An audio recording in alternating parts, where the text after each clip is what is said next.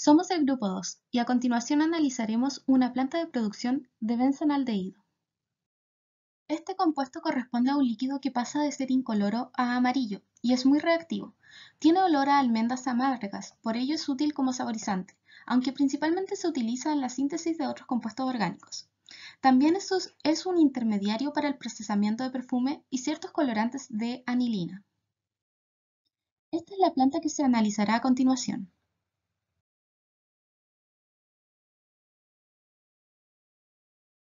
Purificación de la corriente de tolueno.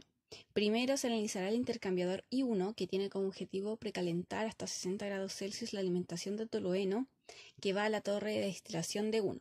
Para cumplir este objetivo, se instala el TIC1, que mide la temperatura de la corriente de tolueno y controla el flujo de servicio de vapor al intercambiador para cumplir con estas condiciones.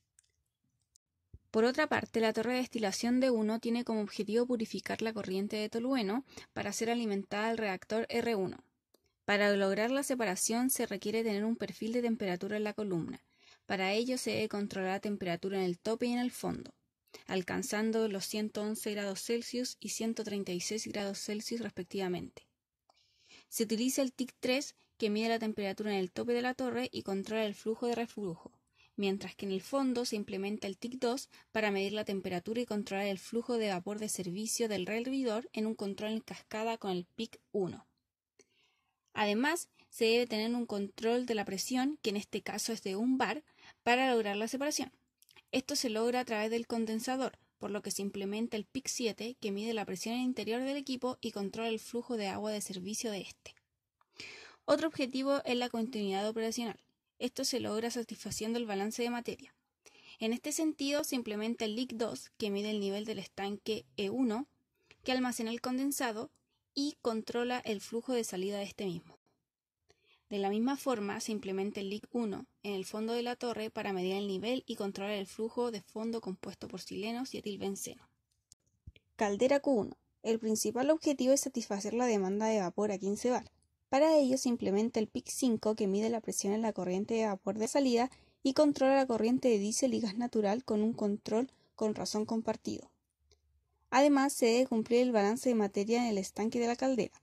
Para ello se instala el LIC11, que mide el nivel en el estanque y controla el flujo de agua que ingresa al equipo. Otro objetivo es minimizar el impacto ambiental, lo cual se soluciona con el AIC1, que mide la composición de oxígeno en los gases de salida de la caldera y controla el flujo de aire en un control en cascada con el FIC1.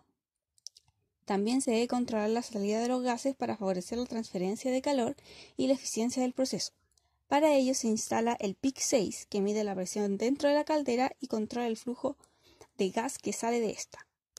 También se instalan los medidores de flujo FI7 y FI8 para tener conocimiento del flujo de diésel y gas natural respectivamente. Proceso de oxidación de tolueno. La corriente de tolueno proveniente desde D1 a 111 grados Celsius ingresa al reactor de columna burbujeante R1. Para su oxidación, el reactor se alimenta con aire empobrecido de oxígeno, el cual primero pasa por un filtro y luego por un compresor. En este se dispone el controlador PIC2 para controlar la presión de aire en el bypass del compresor para así evitar zona surge. Ambas corrientes son medidas con los sensores de flujo FI1 y FI2, los cuales informan al controlador FRIC1 que controla el flujo de aire para mantener la relación de estos. Además, se añade al reactor el catalizador de bromuro de cobalto.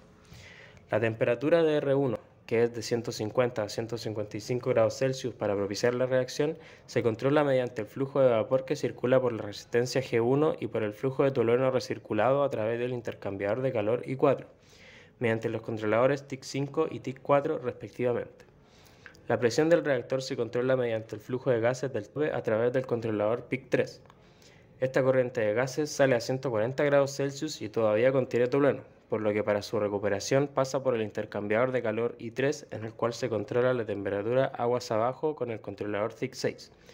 La corriente pasa al separador bifásico J5 a 111 grados Celsius, en el cual se separa el aire por arriba, y una corriente de agua y tolueno que pasan al sedimentador J3 junto con la recirculación desde L1.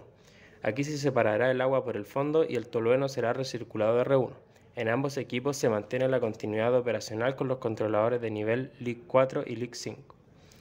La continuidad operacional en R1 se mantiene al controlar el flujo de fluente mediante el IC3 posterior a la bomba 4. Este flujo ingresa al decantador J1 donde se recupera el catalizador por el fondo y es recirculado a R1. El flujo superior, que contiene ácido benzoico, benzaldehído y alcohol bencílico, sigue hacia el decantador J2 donde se enfría hasta 120 grados Celsius con un serpentín G2 para cristalizar el ácido benzoico y decantarlo por el fondo. Esto se controla a través de TIC7 que mide la temperatura en la parte superior del decantador y controla el flujo de agua del serpentín. La corriente superior es alimentada hacia la torre L1 y la continuidad operacional de J1 y J2 se mantiene con los controladores LIC6 y LIC7.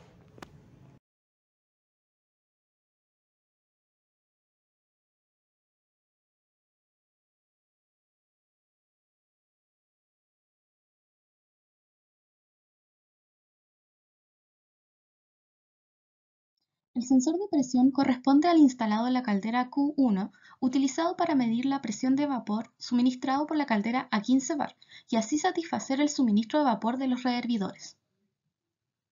Se selecciona el sensor de temperatura TI1 utilizado en la sección del intercambiador I1.